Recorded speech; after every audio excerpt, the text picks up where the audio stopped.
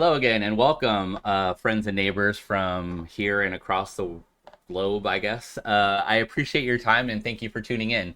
So, by popular demand, I'm going to do another Popo Medic video. This is his latest video, the DC Sniper Manhunt and Killing Spree of 2002. I remember this happening, and it was kind of big news. But you have to remember that in 2002, this is in the wake of 9/11, obviously, right? It was a time where, like, people were just worried about other things. As crazy as this story was, people were just worried about a lot of other things that were going on in the world. So it did get some traction, but not nearly as much as it would if it wasn't for the time that it happened. So, um, my experience with 9/11, living through it, I can honestly say one good thing kind of came out of 9/11. At least one thing that I noticed was this extreme sense of patriotism and togetherness that all Americans felt. And it's unfortunate that it took something that tragic for us to realize that, you know, decent people versus non-decent people, that's really how the world works, okay? Um, Most of these wars and political turmoil is really based on greed and privilege for the most part. Let's face it, political bullshit. I almost wish that aliens would actually be a problem for the world so we could find a way to come together and drop all our bullshit and actually focus on something that matters. But wishful thinking, I guess. So let me know what you think. That's just my opinion about the situation. So we're going to get into this. I don't have a whole lot of background on this because, like I said, we were worrying about other things at the time. Like, I know a little bit about this. I believe it was his son that was helping him with all this. But that's about the extent that I know. I don't know how many people he killed or how far this went. So this will be interesting. At the end of this video, I will be reading all the comments from the last week and a half that I got. It might take a while, so if you're interested in that, stay tuned. If you're not, I totally understand if you don't want to tune out. I believe I'm leaving off at the last place I was at. Let me know if I missed you. But anyway, here we go. Let's start this video.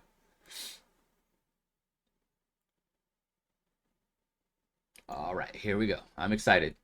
Wednesday, October 2nd, 2002. In the quiet suburbs of Washington, D.C., a former Army marksman and his teenage protege transform a blue Chevy Caprice into a mobile sniper's nest, unleashing a reign of terror on innocent bystanders that would soon grip the nation. As the pair carried out a calculated series of shootings meant to disguise a far more personal motive, launching one of the largest manhunts in American history. This is the infamous true story of the DC Snipers. So he's former military, so he's pissed off about something. We're about to find out what, but no matter what it is, it doesn't justify these actions. It really doesn't.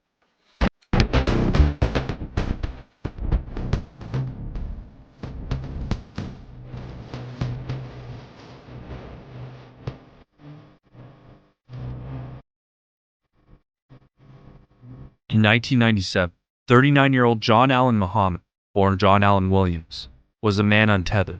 As a former Army sergeant and trained marksman, Muhammad had once worn the uniform proudly, serving in the Gulf War, receiving extensive weapons training, qualifying on the M16, the M60, and excelling at long-range rifle marksmanship. He left the Army with a vast set of skills, but no direction. And not even 1 year into his civilian life, that foundation began to crumble. His marriage collapsed. He lost custody of his 3 children, and he began spiraling, feeling a deep resentment toward the court system, his ex-wife, and what he saw as a government that had failed him. Okay, so that's where this guy is coming from. He's pissed off that his family collapsed, and he's not he's mad at the world right now. So okay, that's where it's coming from. There is a parenting plan that was entered by the court. So the children are missing. According to the court's order, they're going with mother. He even taught him how to forge documents and assume new identities. He didn't just play father, he became commandant, and Malvo, an impressionable young man, ate it all up and became his disciple. By 2001, Muhammad returned to the U.S. without his kids, but returned with Malvo, who at this point referred to Muhammad as Dad. They bounced between Washington State, Florida, and the East Coast, often living out of shelters, cheap motels, and eventually their car. To outsiders, they looked like drifters, but it wasn't homelessness. It was movement prep, because Muhammad was building something. He knew that if his ex-wife turned up dead, he'd be the prime suspect. So instead, he began designing a false pattern of violence, a string of random sniper killings that would paralyze the public, stretch law enforcement thin, and make her murder blend into the noise. Okay, so this was all motivated because he really just wanted to kill his wife. So he's killing all these other people. This gets twisted really fast. And then this poor kid, you know what I mean, that you drug into this. It's, God. The goal was simple: kill enough strangers to confuse the narrative, make his ex-wife look like another random victim, demand $10 million from the government, What as an a cover idiot. story, then vanish with Malvo under a new identity. The duo had purchased a 1980 Chevy Caprice at an auction in New Jersey for $250, which they modified into a rolling sniper's nest. The back seat was gutted, allowing Malvo to crawl into the trunk. A small hole was cut above the license plate, and inside, a Bushmaster XM15, chambered in 223, was mounted on a fixed bipod, dialed in for long-range accuracy. That might not seem like Bushmaster XM with 223. It's an AR-15. Okay, guys, that's all it really is. And when the trunk closed, it looks like any old sedan parked at a gas station. But inside, it was a camouflaged kill bomb.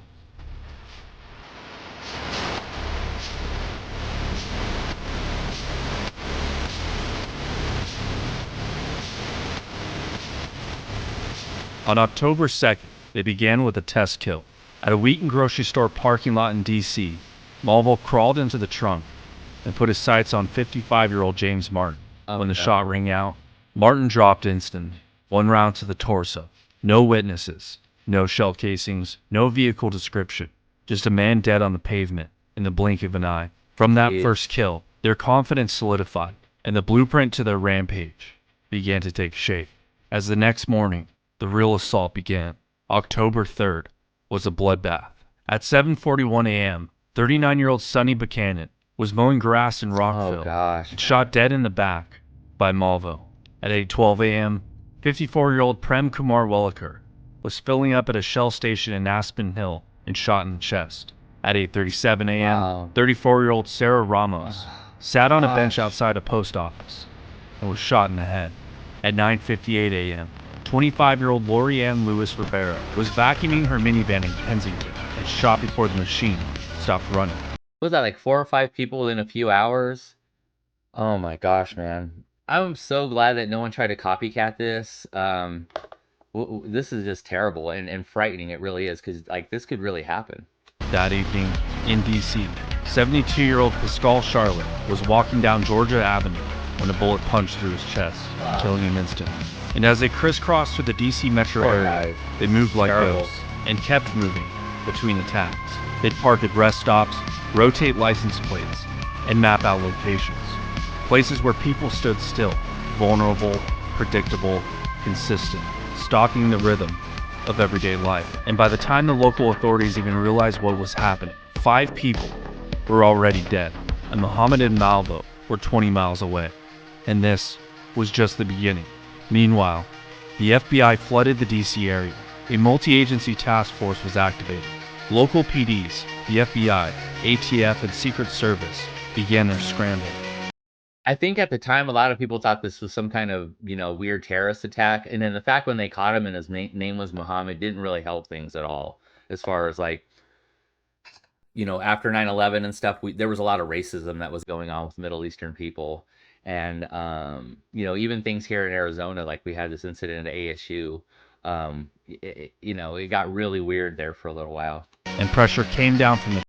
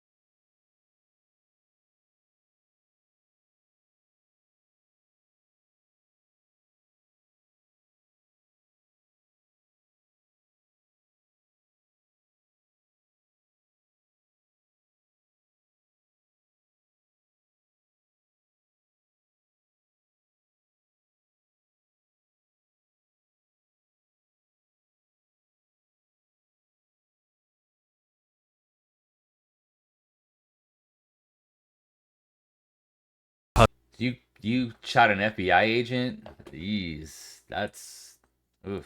husband was standing just feet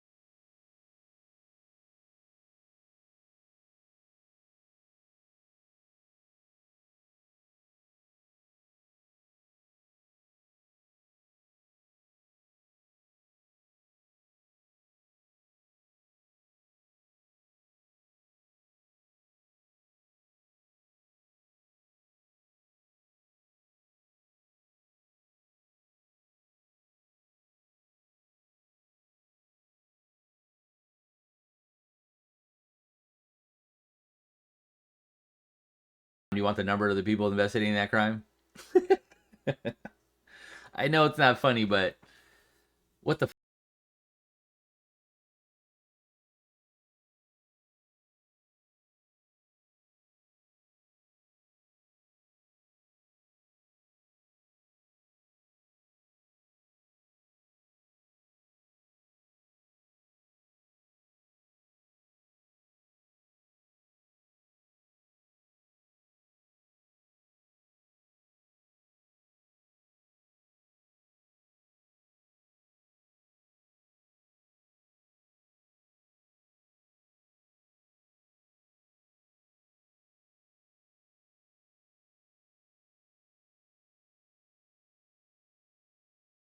with a swift and decisive ah? felony takedown.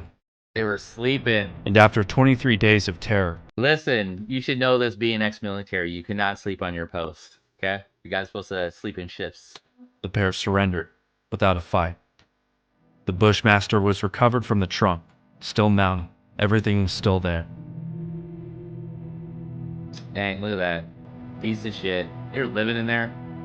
10 dead, 3 Wow. wounded. John Muhammad was tried in Virginia, found guilty, and executed by lethal injection in Good. 2009. Good. Malva, being 17 at the time, was sentenced to multiple life terms without the possibility of parole. As for the victims' families, no sentence Wow. undoes what was done. Yeah, it's I terrible. If you look up the definition, I mean, that's what a monster is. I was a boo. I was a thief. I stole people's lives. You were. You did.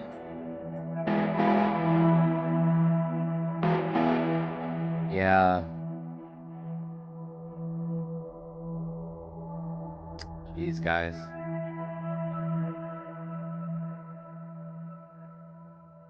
Hey guys, if you enjoyed All right, well, that's the story. Jeez, man, I appreciate your time. Popo Medic's got a pretty good channel, so I'll probably be reacting to some more of his videos. So, uh, sorry. Stay tuned for that. Okay. So, as promised, I will get around to reading off your comments. And so, let's go. All right, here we go. Let me see here.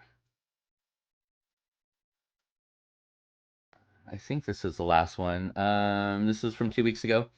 This is from Tim Johnson, 2970. Thank you for your service, like your reactions, and love the Fat Electrician. Me too, man. Me too. Nobody called Bobby Clark David. That's the hockey player. I don't know a whole lot about hockey, but okay, that's pretty good. Pat 8888. U.S. submarine service veteran here. Holy crap, man! Listen, balls of steel, dude. Much respect. Much respect. Honestly, the silent service. Yeah, we were never there. We never did that, and you can never prove we did. That's funny. All right. Hey, Devil, the Boxer Rebellion was in China, not Japan. Yeah. I have other comments about that part of that video. I was talking about the Tom Cruise movie. If you watch the Tom Cruise movie, it did happen in Japan, and it was kind of the same idea where it was like they were resisting Western influence. So that's what I was referring to. I know that Chinese and Japanese people are different. It was a completely different situation, but that's what I was referring to. I know it's confusing the way I said it, so I apologize. Okay. This is a long one. Okay. Ever since I moved to Kentucky and met a bunch of Mexican folks here, you'd be surprised how many Mexicans move here. I've grown quite fond of them. Listen, I'm surprised at how many Filipinos are in the world. I run into them all the time. That little ass island, we're all over the place, especially in medical field. Oh my gosh, we're all over the place. And Mexican people, listen, like I understand people's paranoia about border security and stuff like that. I get it, especially after 9/11. Um, but take a really good look at what's going on here. There's a lot of space that these immigrants take up, and they do a lot of hard work. And if you ask any reasonable American, they don't think that you should be messing with those people necessarily. There should be a path to citizenship, especially if they're doing work that Americans don't want to do. So I don't know the answer to the problem completely, but I don't like xenophobic approaches to this shit. Okay, that's just kind of where I'm at with it. Okay, so anyway, let me finish this. I've grown quite fond for them. I've never had any dislike for them in mind, just had a whole lot of interaction. Some of the hardest working, good natured, family oriented people you could ever meet. This is really true. Listen, every people has a bad and good element. Okay, so um, LOL. My only problem with them is, goddamn, do they ever try to burst your gut when you go to dinner with their families? Your plate seems to always get filled rather than rather you can eat more or not, and is and no isn't really an option. Well, that's true. I mean, they eat well. That's just kind of their way of being nice to people, showing their food and their culture. I mean, food is really the best way to show people your culture. It's the same way in the Philippines. I mean, every time you run into a Filipino, did you eat? Did you want to eat? That kind of stuff. That's just kind of how some people are. So I appreciate the comment. Thank you very much. Let me see. Black Hole Lord. Let me see. This might be a long one as well. Um, First off, thank you for your service in the military. Second, their song. This is about the Sabaton video. By the way, that last comment was about Roy Benavides, which is one of the uh, best Americans we've ever produced, who happens to be Mexican descent. Okay, so if you know anything about Roy Benavides, watch that video or do a little research on him, and you could see. Let me see. Second, for the songs are often stories of forgotten stories that should never be forgotten. Yeah, I really do love and appreciate that. I learned from history. I learned history to remember what happened if I don't know each soldier by learning that I remember them in spirit and if possible. Most people do not remember the sacrifices done in the Great War and following World War II. The devastation and death was horrible and the loss of life was terrible. So I give thanks to the band for doing this tribute for the fallen. Listen, World War One was about a little more than 100 years ago. World War Two was like 80 years ago. If I think about when I was born in the 70s, to think that that was only like 35 years prior, you know what I mean? Think about that. Your parents lived through the after. My parents lived through the aftermath of that. My grandparents lived through that. You know what I mean? It's not that long ago, you guys, and we forget so fast. Anyway. Um, Again, first off, thank you for your service, military. Second, you need to watch Sabotage 1916. I did watch 1916, so check that reaction out. There are many stories in World War II when the German soldiers and American soldiers worked together against the SS, and other times to save and breed horses from save a breed of horses from the Soviet army, as USSR would work those horses to death. Huh, that's interesting.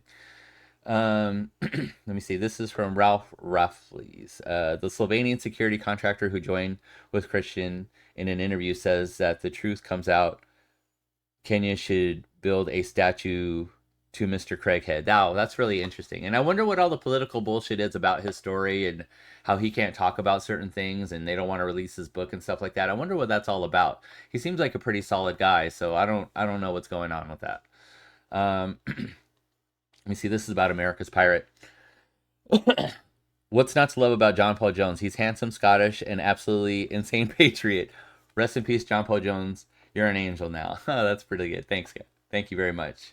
Um, this is for York. That big chopper got shot down by a F-15 Eagle using a 2,000-pound bomb. LOL in Desert Storm. LOL. Okay, that's interesting. Thank you.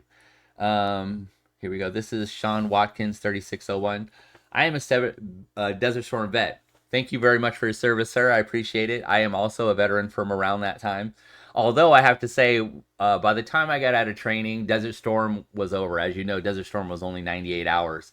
So I was there. I got to my unit, and everybody was just coming back, just pissed off about how the war really went. They were pissed off at the leadership. So it was a very interesting time for me. But anyway, I'm a Desert Storm vet. I was a field wireman with HQ CO 7th Marines, Task Force Ripper. Sweet. 7 months over there. Awesome, man. Remember right before I got out, I spent 4 months with Lima Battery 311 as a provisional infantry because all Marines are riflemen, 100%, carrying the PRC 77 because I was in comm for 4 months during Operation Restore Hope. I think Black Hawk Down happened a month or two after we were relieved. Oorah, bring it. I was down for it. Yeah, I had a friend that went to was there around the Black Hawk Down time. So they did have Marines over there. It was kind of a limited amount, and they didn't have whole lot to do with what happened with that particular situation. But they did have Marines there in Bosnia. Let me see. Also, Radio Man, dude, we need you. I spent a lot of time laying field wire and shit like that. You know, we all have to do it at a certain point. So much respect, much respect. Let me see. Tarnish Shed Knight. They found Private Dan Daly smoking his pipe leaning up against the machine gun. And if they checked, they would have most likely found that the machine gun perfectly clean and ready for action. That's 100% a Marine thing to say. Thank you. That's awesome. Okay, so this is for the 50 cal. 801. He uses White Claw because it's a channel staple of his. I think one time he did it and people loved it, so he's done it ever since. Yeah, blowing up White Claws. That's pretty good. Let me see. This is for the Togo story. That electrician about a husky that saved a bunch of kids. What a story by the ultimate storyteller. Somehow the phrase "follow the money" comes to mind. Want to see the movie now? Thank you as always. Video and commentary. Love the fat electrician. Oh, thanks again. And that's Pam. I love your comments, Pam. Thank you. Oh, this is about the same thing about the riot of Par Revere. The comment I had. Israel Hoover. I don't know if that's his real name. I'll have to look it up, but I'll check it out. Thank you so much. I had friends on the Enterprise. The meaning E equals MC stands for Enterprise equals maritime control. Oh, that's cool, man. I just thought it was some energy thing. You know what I mean? Like, Einstein, like, some kind of saying like we're gonna beat your ass. But yeah, that's really cool. I'm glad you said that. Let me see. Linda Ackerman. You're close. Pepper boxes $7.99 a month. Wow, those guys are making a killing there, man. Honestly, they deserve it though. They do good work.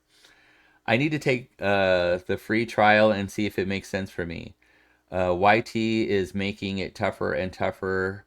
Oh, YouTube is making it tougher creators to do a lot of content I prefer. It's becoming serious.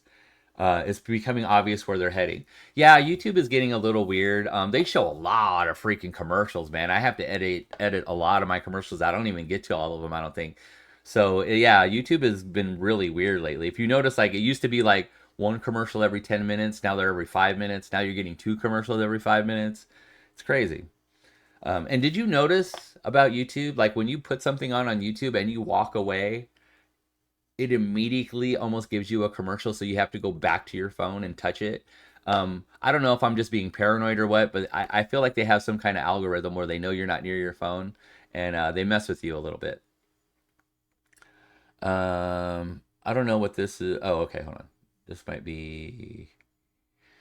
Let me see. I believe Christian lives in the U.S. now. I heard him from an interview with an American Meryl Chapin, who was caught up in the attack. I recommend a couple of documentaries. Jeremy Clarkson's Victoria Cross for Valor. This is a doc. This doc is amazing. SAS Iranian Embassy Siege documentary. Nimrod. This operation brought SAS out of the shadows and inspired and the inspiration for Call of Duty Captain Price by John McAleese. SAS. Okay, I'll look into all that stuff. Honestly, Jeremy Clarkson. I like Jeremy Clarkson a lot. I watch a lot of his stuff that's on Prime with uh, his car shows and stuff, and Jeremy Clarkson's Farm. I really like that stuff. So I'll look into all that and the whole uh, Iranian embassy siege. I definitely want to check that out for sure. Had to watch this over again. My dad was probably one of the artillery that leveled the rice paddy. He was on Hill 55 at the time. Keep up the good work, man. Appreciate you. Thank you so much. This is about the Marine sniper Carlos Hathcock, and what a great video that was. Holy crap. Um, this is about the Black Swallow. The battle lasted for 1 year. Talking about the Battle of the Bulge. Jeez, man. It does. The thing is, like, when they talk about these battles, you think they're just like a few days, but some of this stuff, long, long time. Um, are you all right, Rick? You look a little tired. If you need anything, don't be afraid to speak up, Deb. I appreciate you, Deb.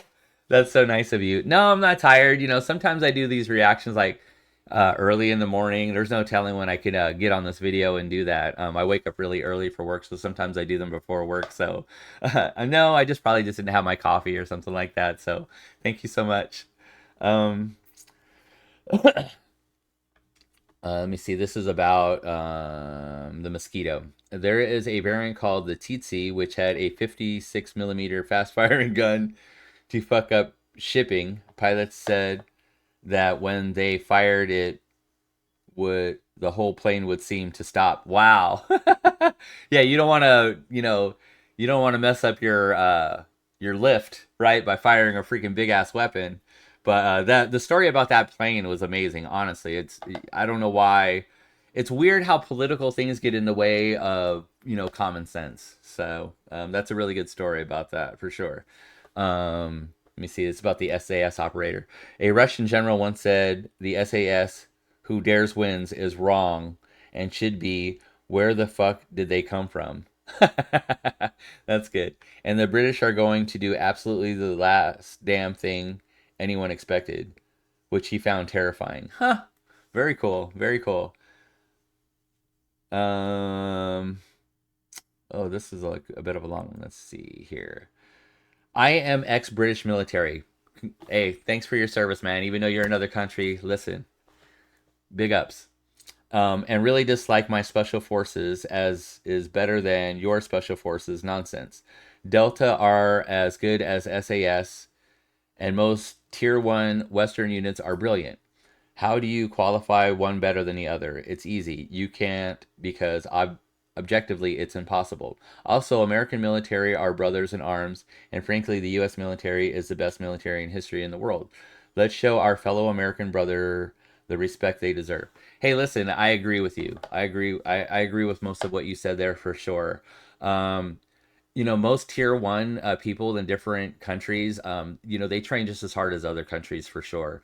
The biggest difference being actual combat experience, because some people get into that a little bit more than others. We tend to dip our nose into things a little bit more often than others, so some of our operators will probably have a little bit more actual experience in some of this stuff than some other places, but that would probably be the only difference in a lot of the stuff, and exposure to some of the gear.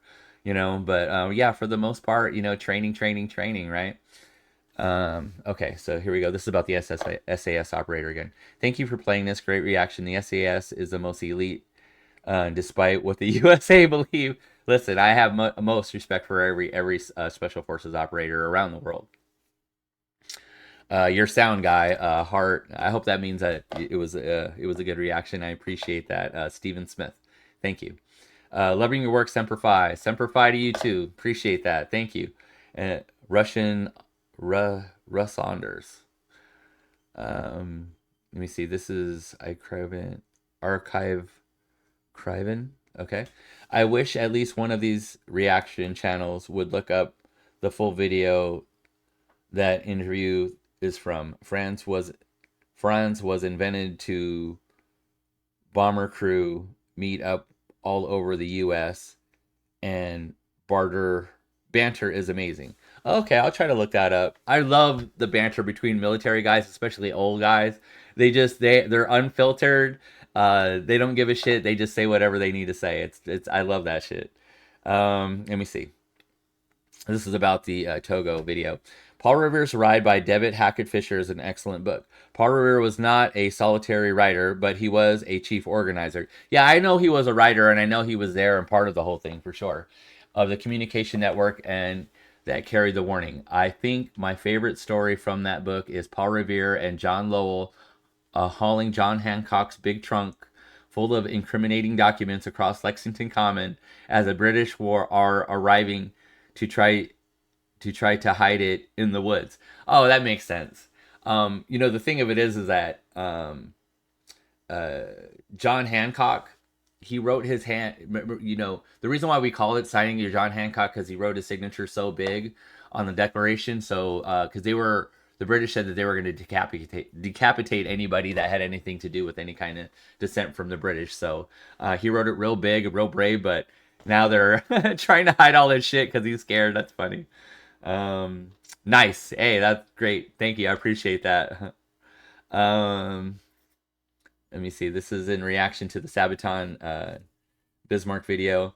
The name of the pilot was John Moffat. He died in 2016. It was never really acknowledged that he changed the entire Battle of the Atlantic. Oh, wow. Yeah, and that happens sometimes, man.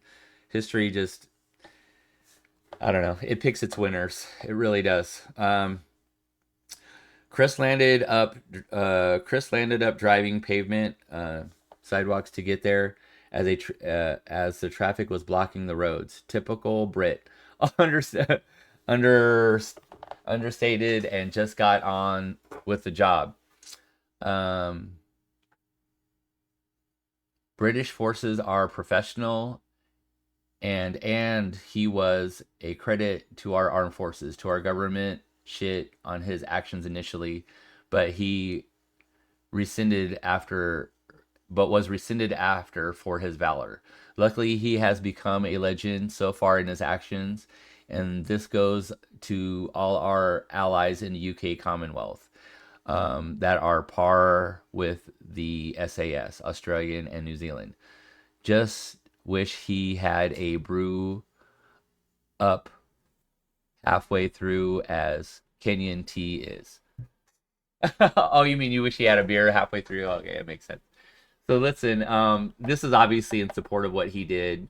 And it's funny because like most governments don't want to support any independent action by people that have been trained to make a difference. They want to be in charge of your decision making. So that's why a lot of times they don't support some of these things that happen like that. So it's total political bullshit, but what are you gonna do? I believe Christian now is part of the President Trump's Secret Service. Oh, that's interesting.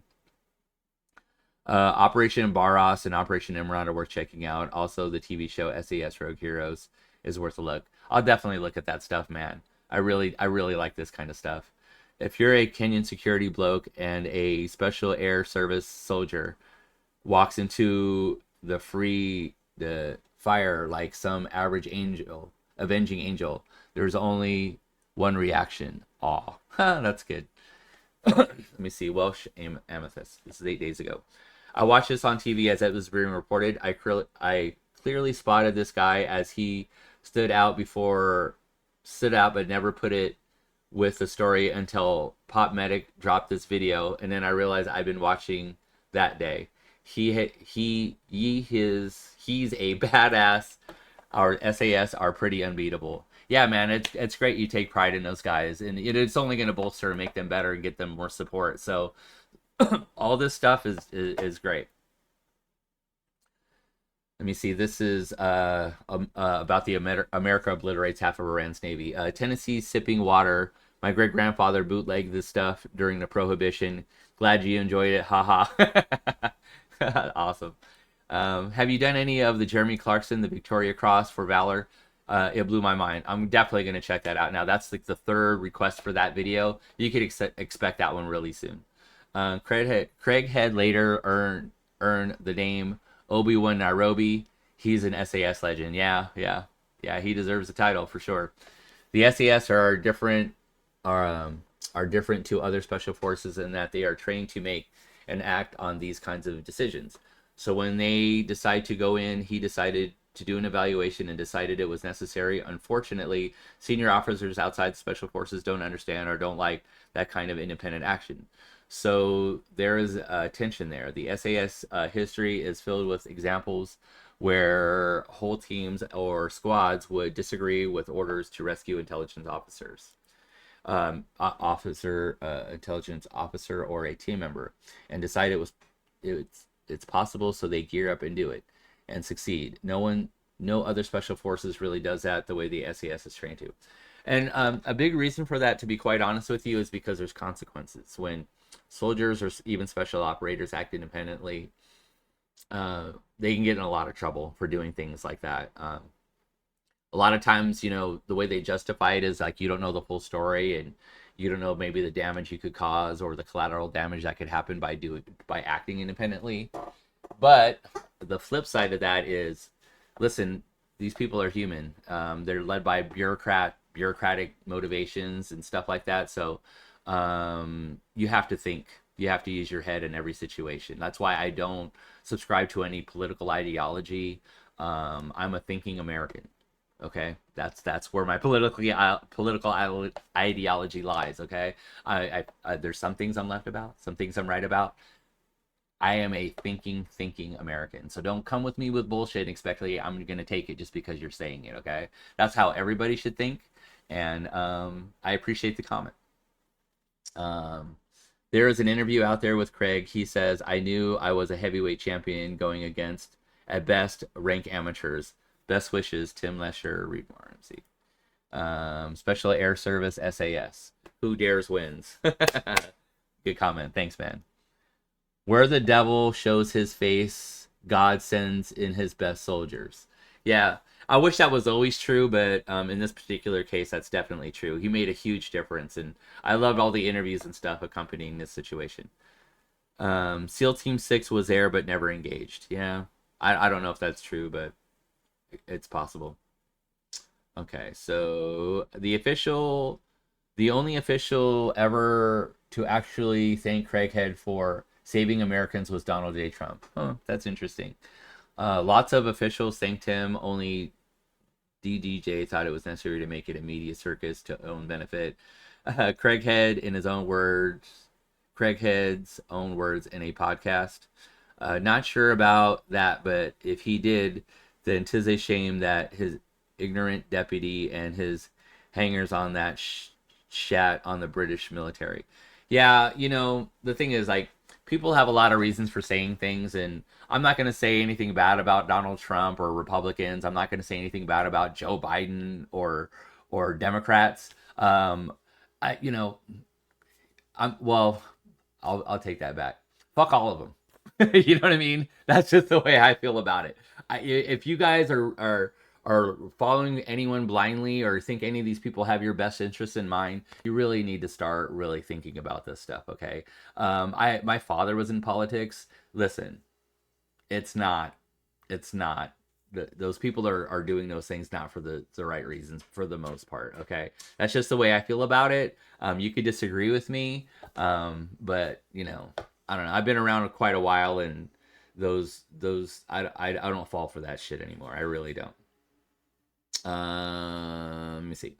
Don't know how to pronounce his name. His video he watched pronounces it correctly. Oh, that's how you pronounce it. Gets me every time. Oh, you're talking about Simo Heiha. I don't know how to pronounce his name. Great choice for a video, Semper Fi. This is for the samurai American Samurai video. Thank you so much. This is also for Go for Broke. Good video to watch, man. This story was originally told to me by my dad, because he was an American Indian during the Vietnam and looked Asian. He had to deal with major problems. For those who didn't know him, he He was a Marine with a tunnel rat. Wow. Jeez. What a tough job, man. And then he went to work with new units as um, new units. They had to be forced to be guarding the outside because some of them fired on him when he got out of the tunnels. Oh wow, that's tough, man. Tough, tough, tough. I think your take is correct. As a proud Canadian, I also have to look at many of the outrageous accomplishments of Canadian Army done during the World Wars because of the higher ups saw them as fodder and sent them into our worst some of the worst situations. The fact that they were able to overcome made them legends because but that was due to the men, not the higher up leadership. Yeah, that was another one for Go for Broke. Listen, I don't know. I don't know how many times I'm going to say this, man. Leadership and stuff like that, they have their reasons for making the decisions they make, but that's why I really like Mustang officers, people that have been enlisted before, because they could actually see both sides of it. And I trust those guys way more than I trust your average freaking college graduate officer. So, another one for Go for Broke. I believe they were sent because they were the best. Yeah. So the question I asked was like, were they sent in for because they were the best or because they were fodder? Is probably a little bit of both, right? They're effective, but at the same time, anyway. There's a website. He put a link in here. I'll have to look at that later. Go for Broke is one of my favorite World War II movies. Oh, okay. I haven't seen it yet. I have to check that out. Like, subscribe, but not leaving a comment. That's pretty funny. You did leave a comment. Thank you so much. It was actually because they found a bunch of Japanese spies in the army, aircraft and other industries supporting the war effort. And along with West Coast Navy intelligence, cracked the Japanese Imperial Code, impacting messages declassified in the 70s. There's a series of books like 7 to 10 volumes with them in it. The code name was Magic. I can't remember the exact name of the books. Something close to The Magic Behind Pearl Harbor, something like that. Mexico, Chile, Brazil, and a few other countries sent them to our camps as well. Oh wow, that's crazy. Vince Bergman. It's 5 days ago. One of my dad's uncles was at Monte Cassino. Wow. He said it was pure hell. I bet, man. And the German mortar artillery fire was dense, and two of his best friends were ripped in half. Gosh, man. War is hell, dude. Also, since you're a Marine, I highly recommend you look up Lieutenant Colonel Pearson Jim Crow. He was a 62 badass Marine officer. He was a 2nd Marine Division, action in Guadalcanal, Tarawa, Saipan. God damn it, if you'll never get the Purple Heart hiding in this foxhole, follow me. Oh wow, okay, I'll have to check that out. I don't think I know who that is. Um, this is about the SAS operator. A perfect day. The man had total clarity that fed his natural trained instincts, and just did his thing. Yeah, man, he did mention like after he dropped this guy off that he picked up, and this guy gave him a blessing, that it was a perfect day after that. And obviously it wasn't a perfect day for the people that were involved in this situation, but for him personally, I mean, it's kind of a weird statement, but a perfect statement. um Go for Broke, incredible people. I appreciate that comment, thank you. What kind of slap in the face to Japan it would have been to let these men be the first in Rome. Yeah, for real, right?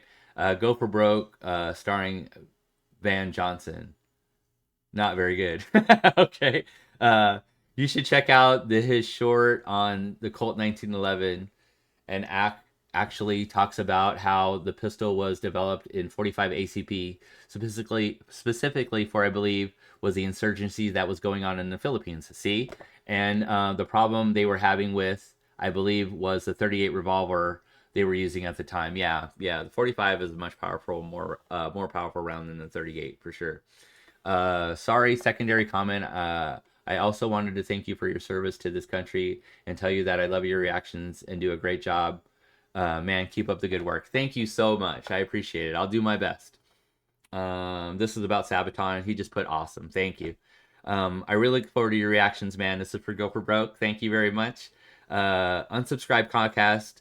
Your kids are in danger in Buffalo. SUV exposes corruption in Buffalo system. Listen, I watched a little bit of that. It's a disgusting, disgusting video. Listen, I have kids. I have a kid that's actual special needs. So the thought of that is just so scary. It's so scary. And I believe the unsubscribed guy has a special needs child too. Listen, man, my sympathies, and we have to protect our kids, you guys. This is 3 days ago. This is SAS. Humble gent there, just a Marine. While stationed at our company headquarters, we were on duty at Edinburgh Tattoo. Look it up. Don't know any other country hosts this. Anyway, I disagree. We were awake at 5:30, although up a little later when we were just hitting the drill square for our morning run. The American Marines were getting back from their morning run. Our paras were the same. Obviously, being royal scats, we needed our beauty sleep. I love this English. You could tell. I mean, you must be an English person. I love the way you're wording this. This is awesome. Absolute respect for anyone up and running the Pentland Hills outside of Dinbridge, Burbage, Scotland, while Dawn hasn't thought of getting up yet. Believe me, not the best terrain to be running around early morning. Listen, that's exactly what they do to Marines. I remember being woke up in the middle of the night during training and said, we're going to go for a run because it's raining. It's going to be fucking miserable. So they do that kind of shit. They just throw it at you because just to see how you're going to react to it. So awesome comment. I appreciate that, man. Thank you. The best of the best British Special Forces never let the world know where they operate, walk quietly but carry a big stick. Awesome. Cuthbert was the reason. Cuthbert was the fake leg for that particular video. That spy. What a great video that was about the limping lady. The SAS. It's no more wide. Like, honestly, man, like, you'd be surprised the stuff that we don't hear about in the United States. You know what I mean? Like, unfortunately, if it's not American, most of the stuff we don't really hear about. It's kind of stupid. We just get watered down with all kinds of political bullshit. Here's another website. I'll have to check that out later. Obi-Wan Nairobi. That's right. After studying World War II for some time, it seems that all the military battalions are expendable. It did kind of seem that way. Instead of outlawing magnetic mines, why don't they just outlaw war? Well, I mean, that's an opinion. And like I said, most wars and conflicts are built on greed and privilege and just all kinds of bullshit. And it's usually the poorer patriots that suffer. So, am I the only one that feels like the 450K Russians isn't 25% of 4 million? Wouldn't that be 1 million to be 25%, making 450K an eighth? Yeah, good math. You're probably right. I agree. Andrew Schultz has an air of pretentious around him. Yeah, I made a comment about Andrew Schultz. Like, I don't know, man. I don't want to shit on the guy too much, but I don't know why he's famous. And it's kind of stupid how YouTube can make certain people famous just because of who they know. And I feel like that's kind of what happened there. Let me see. This is about the SAS video again. I recall seeing this as it happened on TV. The news reporters kept mentioning this guy who wasn't police seemingly any sort of military, yet kept going into the building and coming out with people and going back in. Yeah, that's pretty neat. I wish I would have saw that live. I always watch TLE videos for the first, and I love to see people's reactions take on them as well. That being said, his William Dafoe drop from Spider-Man is probably the most fighting one ever. Fat Files, best piece of place you ever heard of. Casey's General Store. Yeah, I'll check that out for sure. I like the Fat Files too. I don't do a whole lot of the Fat Files videos, but I'll definitely check that out. Okay, this last one was left 41 minutes ago. You say random people are not allowed to get involved in the U.S. He is not a regular random person. He turned up with he turned up in body armor and well armed with special weapons. He was also a man used to giving orders and those being done. In a high stress situation like that, when the locals are not used to that situation and somehow strolls in unstressed and takes over, then most people will just follow. Listen, I agree with you, but here in the United States, we have a lot of former military and former police officers. Look at some of the YouTube videos. These guys they train still. They take this stuff very seriously. We have people that have body armors, 50 cals. They have arsenals in their house. Okay, so that's a big reason why police don't want like your locals to get involved in this kind of stuff unless obviously, like I said, use your brain if you can, make a difference and you know what you're doing. I wouldn't, but law enforcement and local people, they discourage that kind of behavior for obvious reasons. So anyway, I do appreciate your time. Thank you so much. I know that was a really long video for reacting to the comments, but we got them all out of the way. So thank you so much, and please leave another comment for the next time I do that. Like, comment, and subscribe. Thank you for your time.